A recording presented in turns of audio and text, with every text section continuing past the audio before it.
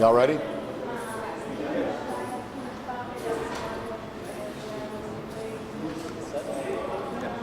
We're going to wait for her? Is that going to be picked up or what? All right. First, I want to say thank you to the Cook County State's Attorney prosecutors. The case that they put forth was phenomenal. Dispelling the rumors of this phantom chase and gun and floating gun theory was frustrating, to say the least, for the family and those of us in the courtroom supporting Andrés. But I'm glad the jury clearly saw through all the nonsense and the lies and the fantasy with coming back with such a pretty quick and decisive verdict. The family asked me to speak on their behalf. They want Andrés to be remembered for the Colombian immigrant that he was. I will be posting a video later that Andrés had made himself back to his friends in Colombia, talking about being here in the middle of winter, still living the American dream. His dream got cut short by a piece of garbage with a gun, with no conscience whatsoever other than not wanting to go to jail. Now he will spend the rest of his life in the Department of Corrections where he belongs. And I hope it's a message to other idiots out there. There's other paths you can take. This is not the path. We've lost far too many officers in the last 5 years specifically. And right now we're just going to remember Andrés for the amazing person that he was, first and foremost, and officer second.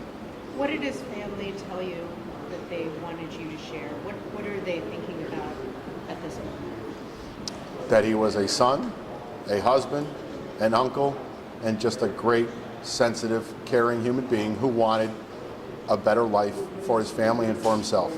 And that's all he was trying to do, and to make this city a little bit safer for everybody. And I'll remind everybody, he responded to a call of a female crying for help. He had no idea whether she was telling the truth or not. We never do, but you show up. And the partners who testified that when they heard gunshots, what did they do? They didn't run the other way. They ran toward the gunshots. That's what our officers do. And that's sadly forgotten quite often in this city, the level of danger that our officers and members are exposed to every single day, every shift, multiple times a shift. And they deserve a little pat on the back and a thank you. In terms of his service, he actually moved into the 8th District, right? Correct. Bought a house in the community that he served. Superintendent Snelling simply said, when asked how he felt about the verdict, he simply said, "Justice is served." You guys echoing that message? I'll go a little farther. Yes, justice would have been served if Andrés' bullet was a little farther over and would have took out, and we wouldn't have had a trial to begin with, so the family wouldn't have had to suffer through this nonsense fairy tale. But here we are nonetheless.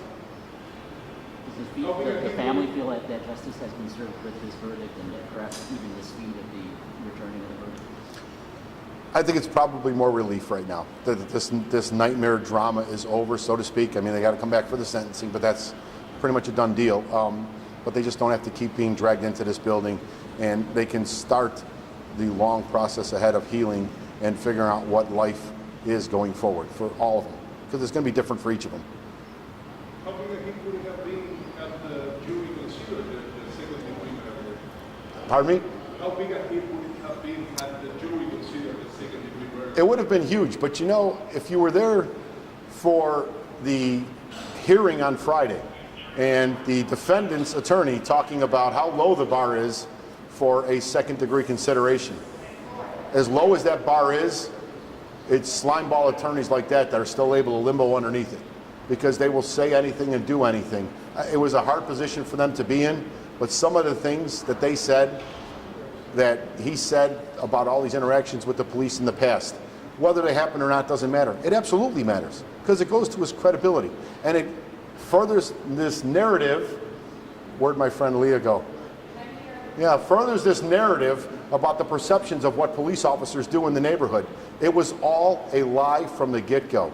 All of these interactions with the police had nothing to do with his criminal past.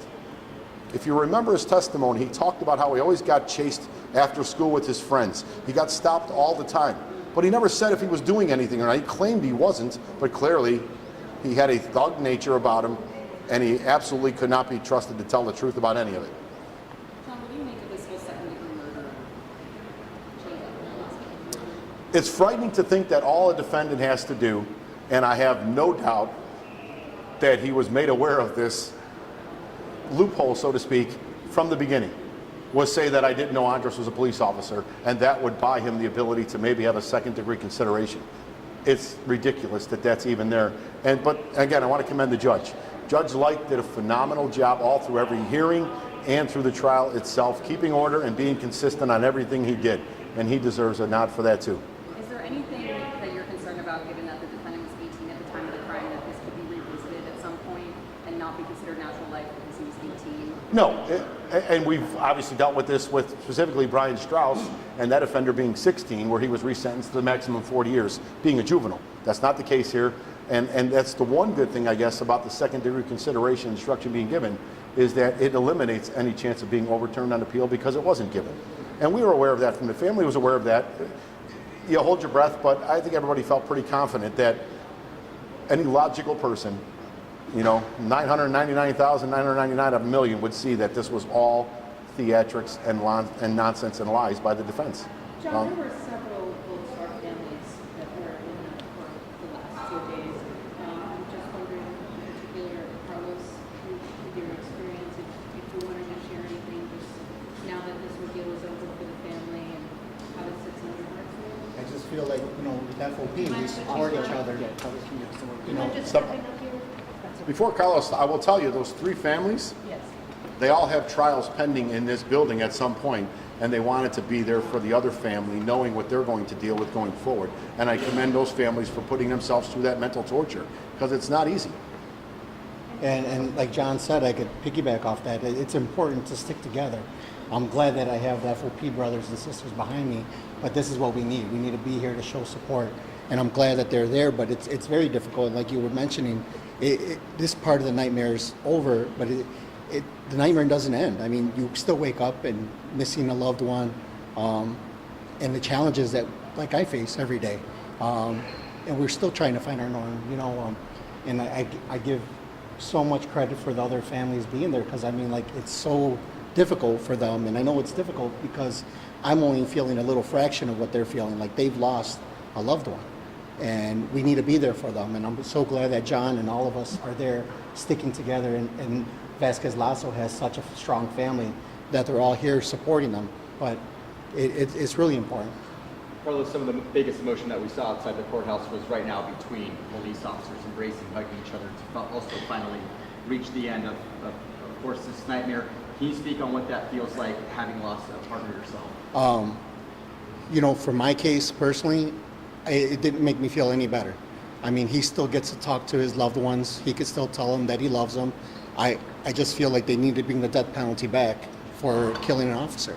I strongly believe that, because then that's the only thing that's going to make these offenders toss the gun. I mean, it's as simple as tossing the gun.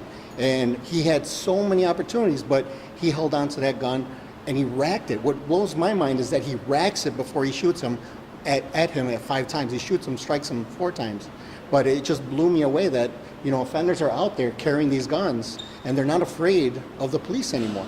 And they're shooting back at us. And I worry about my brothers and sisters in blue that are out there going to these calls, trying to help the community and help each other, but it's difficult. And to further the point about the death penalty, the reality is, if the death penalty was still on the books, especially for law enforcement homicides, we would have had a plea deal. We would have had a natural life plea deal. We wouldn't have had to go through this circus. This family wouldn't have had to go through this circus. So is it going to get changed anytime soon? Probably not, with the way things are in Springfield, but it's certainly a conversation we're going to continue to push.